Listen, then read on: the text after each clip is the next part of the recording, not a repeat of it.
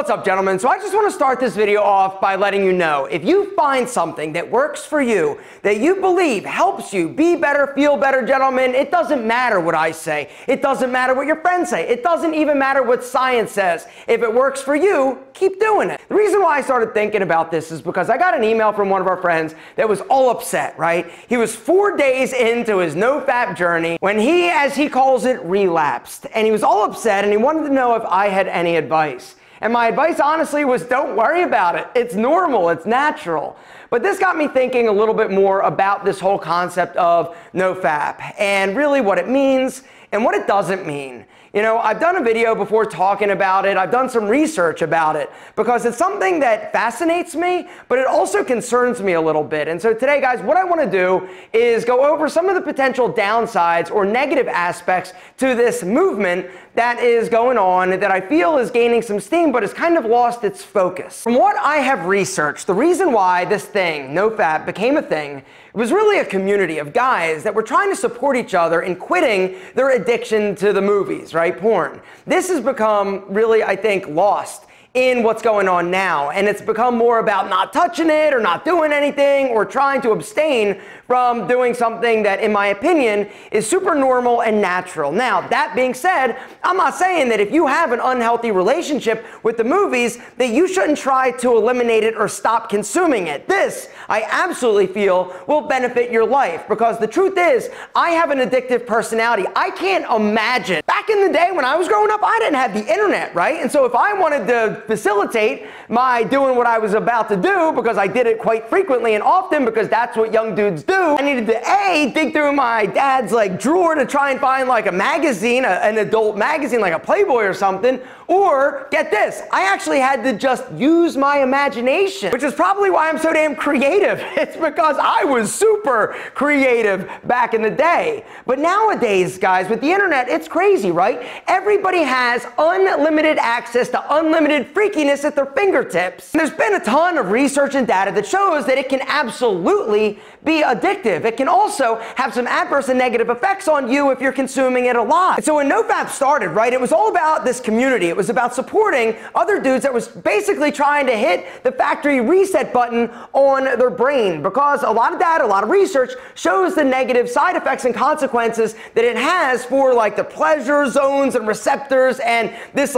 perpetual feedback of wanting more and needing. Now some guys are like, yo, NoFap is really a movement in self-discipline and control. And that's fine if that's what it is. Personally, I feel like there are better ways to be disciplined and exercise self-control, like a healthy diet, exercising, not drinking or doing drugs. Now, don't get me wrong, the reported benefits of NoFap is insane, right? Increased energy, increased happiness, increased motivation. There are also a ton of other reported physical benefits, right? Like better sleep, better energy levels, more stamina, more appreciation for the opposite sex, not to mention higher muscle growth, sperm quality, and curing ED. And when it comes to ED, guys, one of the things that is undeniable is that we are starting to see it in younger and younger dudes, and they're assuming and associating it with the consumption of the movies. But the truth is that may not be the reason. If you are somebody that is experiencing ED, guys, I know that it's uncomfortable, right? I know that you're not going to talk to your buddies about it.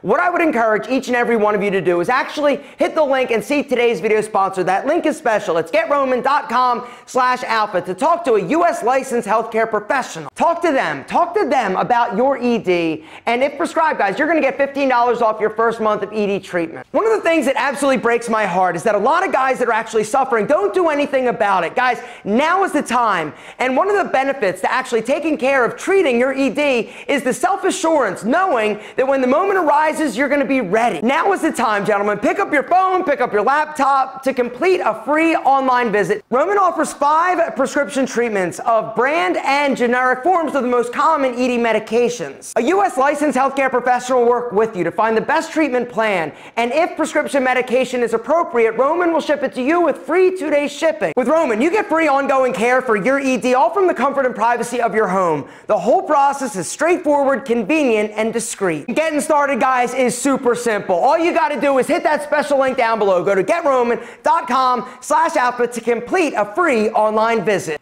Bottom line, if you've been experiencing any form of ED, I want you to hit that link down below. GetRoman.com/alpha to connect with a U.S. licensed healthcare professional and talk to them about ED. And if prescribed, you're going to get $15 off your first month of treatment. So why? Why are you doing it? That's the first question you need to ask yourself. Is it to break your addiction from the movies? If that's the reason, then that is fine. But do not confuse the two. Now, I know that a lot of times we associate the movies with touching Big Al, but in my opinion, they need to be separated because they are two totally different things. So now what I'd like to do is actually go over some of the downside to not actually taking care of business when you're feeling the urge to take care of business. And the first reason is it's bad to be super horny all the time because you are going to make some really bad decisions. I think of it as like going shopping when you're hungry, right? Normally, if you're not hungry and you're in the store, right, you're like, yo, I'm cool. I'm just going in to what I came for, chicken,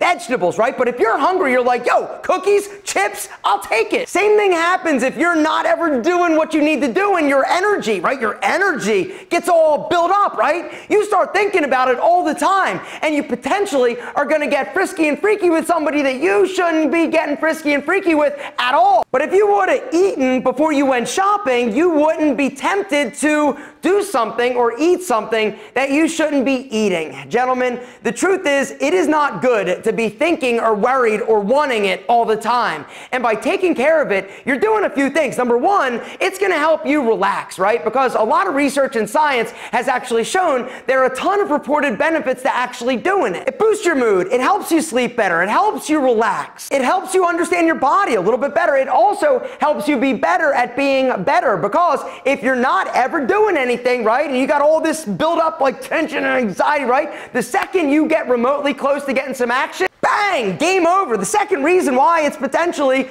going to ruin your life is that you're going to start thinking about sex so much more. Guys, the truth is, when you actually take care of business, it lets you kind of forget about that. It lets you focus on things that you need to be focusing on. But if you are preoccupied, making sure that you're focused on not focusing on it, it's actually doing the reverse. You're thinking about it more in an attempt to not think about it at all. The other thing I want to talk about, in the third reason or fourth reason, I don't even know how many reasons at this point I've given you, is that the guilt, right? Now, I know that there are a lot of you that are like, yo, I'm not touching it because you feel guilty. You feel guilty about it.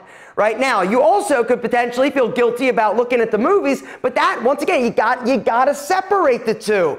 In terms of touching it, I know that there are a lot of religions that say it's bad, don't ever do it, it's horrible. The truth is, the people that wrote the book still did it. And I'm not saying that your religion is wrong or that your religion is bad or that you shouldn't feel guilty. Actually, I am. I'm saying that you shouldn't feel guilty about it. And so even though you're trying to not do it in order to not feel guilty, what ends up happening is like 10 times worse, because you're setting yourself up for failure, knowing that you're going to do it eventually, right? Even if you go 6 days, 7 days, 2 years, 2 months, right? And then you do it, the guilt that you are going to feel after you actually doing it for failing something that you set out to do is actually worse than doing it in the first place. You're literally setting yourself up for failure and disappointment, and the guilt associated with that is going to be even worse than if you were doing it in the first place. And just understood that, you know what, there's nothing wrong with touching it or doing it, gentlemen. Now, some people are like, oh, you can do it too much. I guess you can. And if it's interfering with you having your day or doing things that you need to do, or not going out with your friends because you're going to sit home and